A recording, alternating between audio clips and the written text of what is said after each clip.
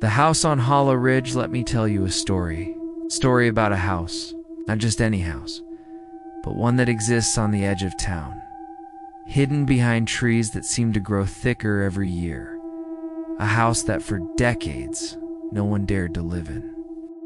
They call it the Hollow Ridge House. And this is what happened when I decided to move in. It overlooked the woods, and the view gave me peace. At night, I'd sit in silence, listening to the wind rustle the leaves. It was peaceful, till it wasn't. I'm Daniel Reyes, a writer. After losing my wife in a car accident, I moved away from the city to grieve. I thought it was superstition, small town talk. I didn't believe in ghosts. It's not then. I was looking for silence, solitude, and a place to forget. I tried calling my sister, but the signal was always bad. Emails wouldn't send. Felt like something didn't want me to leave. Like the house itself was holding me there. The house on Hollow Ridge was cheap, isolated, and at first glance, perfect. A narrow staircase led down into darkness. I thought it was a storage cellar, but what I found was something else. Animal bones, I hoped. In the center of the room was a broken mirror. I turned quickly. No one was there. But when I looked back into the mirror, I saw myself smiling. But I wasn't smiling. I ran, not cracked, but shattered, still standing, its shards forming a jagged reflection. I went back to sleep, pretending I hadn't heard anything.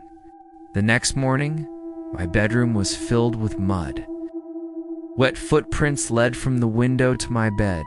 The window was still locked from the inside. The locals warned me. They said the place was cursed. The people who stayed there either went mad or disappeared. My wife's old locket, which I kept inside a drawer, was lying on the kitchen table. These were too large, too deliberate. I never took it out. I hadn't even touched it since I moved in.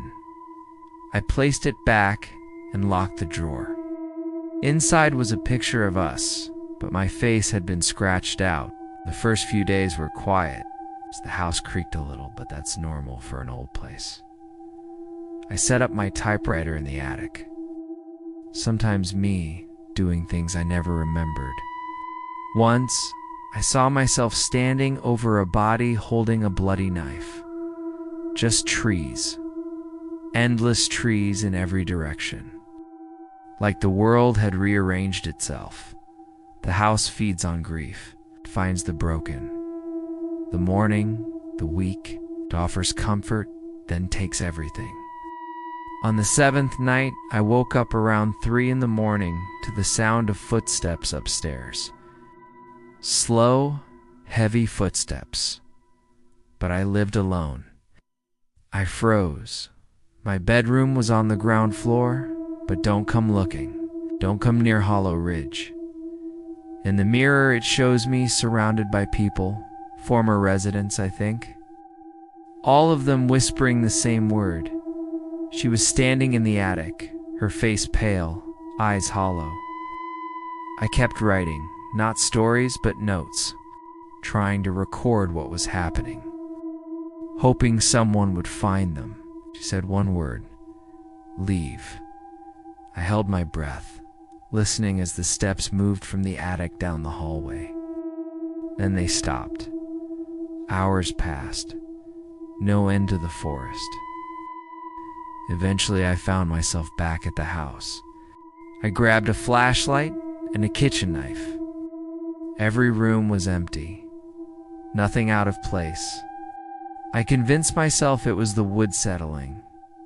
The next day, I noticed something strange.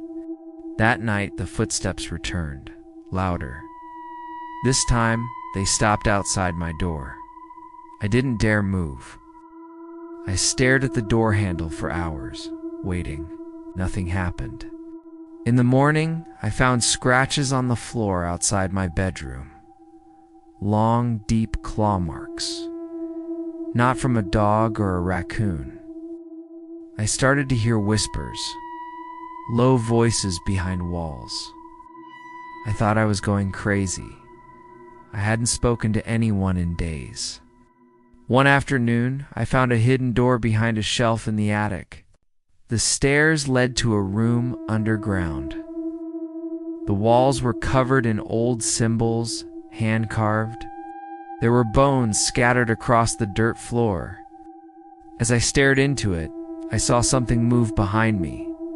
That night, the whispers grew louder.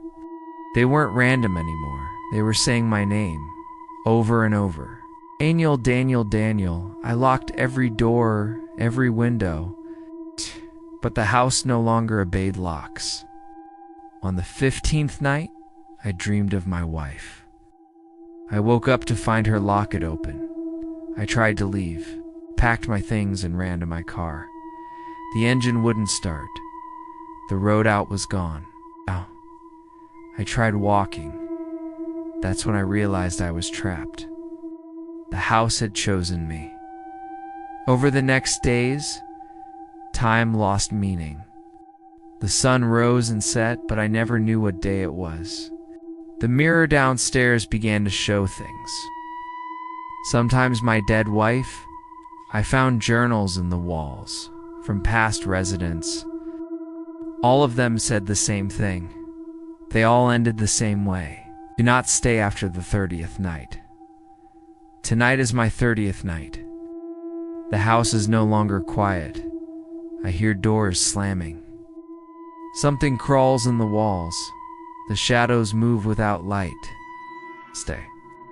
If you're hearing this, I don't know if I'm alive or if the house has claimed me. Because once it knows your name, it never lets go.